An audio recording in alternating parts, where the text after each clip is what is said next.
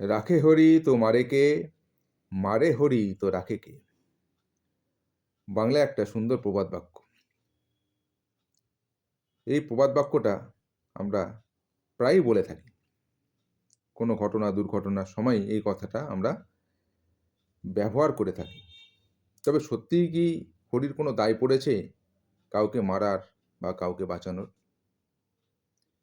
মরা বাঁচার দায় তো প্রত্যেকেরই নিজের। সে তার নিজের ভাগ্য নিয়েই জন্মগ্রহণ করে। তবে কর্ম কিন্তু একজন ব্যক্তির হাতে। কর্ম অবশ্যই কিন্তু একজন ব্যক্তির হাতে। আচ্ছা, আমি এই প্রবাদ বাক্যটার উপর একটু আলোকপাত করি। এই কথাটাকে একটু ঘুরিয়ে বলি। যদি বলি যে, যে হরিকে রাখে তাকে কেউ মারতে পারে না, আর যে হরিকে মারে তাকে কেউ রক্ষা করতে পারবে না। এখানে বিষয়টা তাহলে কি হলো?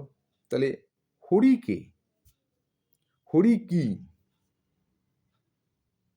আসলে হরি হচ্ছে ব্রহ্মবস্তু,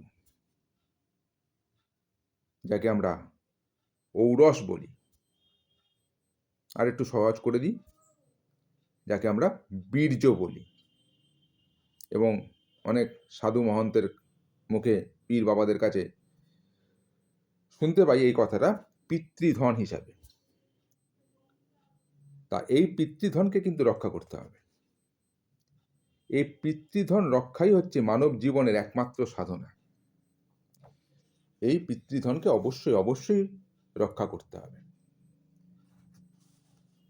মানুষ কারণে অকারণে এই যে দেহের সারবস্তু, এই যে অমূল্য সম্পদ না বুঝে তারা ক্ষয় করে থাকে। কারণ অকারণে তারা এই সারবস্তু অর্থাৎ ব্রহ্মবস্তু অর্থাৎ এই হরি একে আমরা ক্ষয় করে থাকি। ব্রহ্মচর্য আমরা পালন করি না। তাহলে কথায় আসবে, তাহলে বিবাহিত মানুষদের ক্ষেত্রে কি হবে? সেখানেও তো ঈশ্বর, ওইখানেই তো আমাদেরকে ফেলে রেখে দিয়েছে ওই ঘেরাটোপের মধ্যে, যে হরিকে তোরা বাঁচাতে পারবি না, আর না বাঁচানোর ফলেই তোদের অকাল মৃত্যু ঘটবে।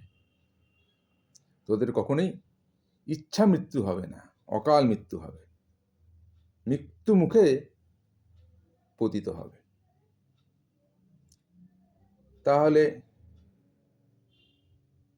এই যে এক একটা মানুষকে দেখি, কেউ ১০০ বছর, কেউ ১৩০, ১৪০, ১৫০, ১৬০, তারা কিভাবে বেঁচেছে? তারা অবশ্যই কোনো না কোনো ক্ষেত্রে ব্রহ্মচর্য পালন করেছে। এই হরিকে তারা রক্ষা করেছে। তারা তাদের স্ত্রীর সাথে মিলিত হয়েছে তাদের ঋতু রক্ষার জন্য।